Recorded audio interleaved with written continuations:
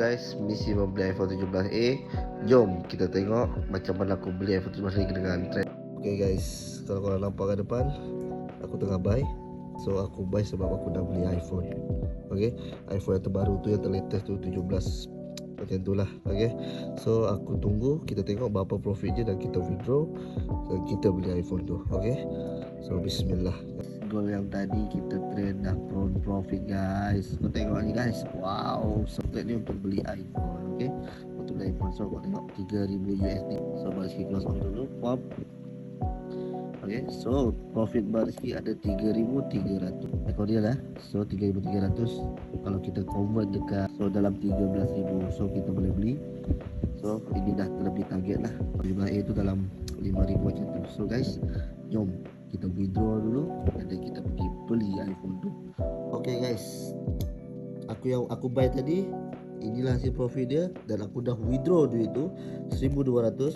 So ini bukti dia yang aku dah withdraw duit tu dan dah dapat approve. So guys, aku dah siap-siap dulu untuk kita pergi membeli iPhone 17. Okay, jumpa aku dekat mall. Okay, siap-siap dulu, baju dah siap, let's go. So guys, macam biasa aku nak gerak ke mall. Mungkin mall yang berdekat kat sini je kot yang ada mesin ataupun switch. So aku nak gerak. Apapun guys, stay tune video ni sampai habis. Dia sebenarnya trade ni tak susah pun. Kau disiplin, kau tahu cara dia nak masuk, kau tahu cara dia nak keluar. Kau tengok, baru je trade tak sampai 2 jam aku dah dapat beli iPhone dah. Okay, so let's go. Okay guys, so sekarang kita nak on the way ke mall. Korang nampak kat depan tu ada apa? Nah, ada game kat depan tu. So benda ni ambil take time sikit lah. So korang layan je lah POV aku punya bawa kereta ni So let's go.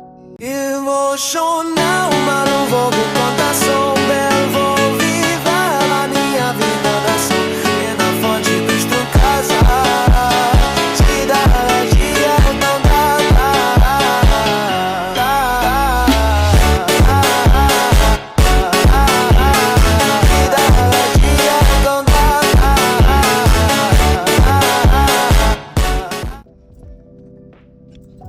Kita pun dah sampai dekat mall. So bagi aku cari parking kejap.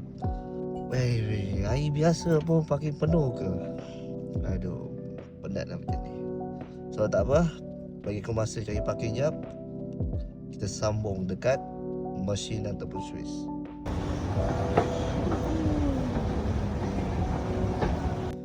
Okay guys, kita dah pun masuk mall. So kita cari kedai tu. So guys, kita dah pun sampai. Nampak depan tu MACHILES mesin. So jom kita masuk. So kita nampak dari sini. Ini dia pun ambil yang RM26. So kak, yang ni ada tak? Yang RM26 iPhone A berapa? 399 tak? Boleh lah. Color sky blue. So kita proceed, tengok dulu.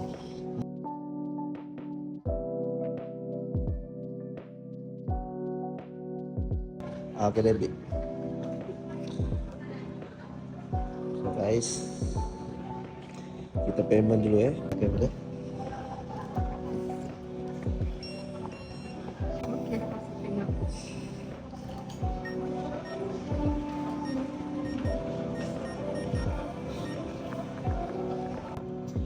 So kita buka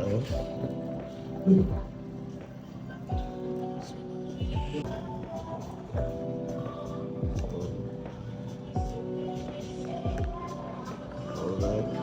So ni iPhone betul bukan iPhone mainan So yang ni tengok.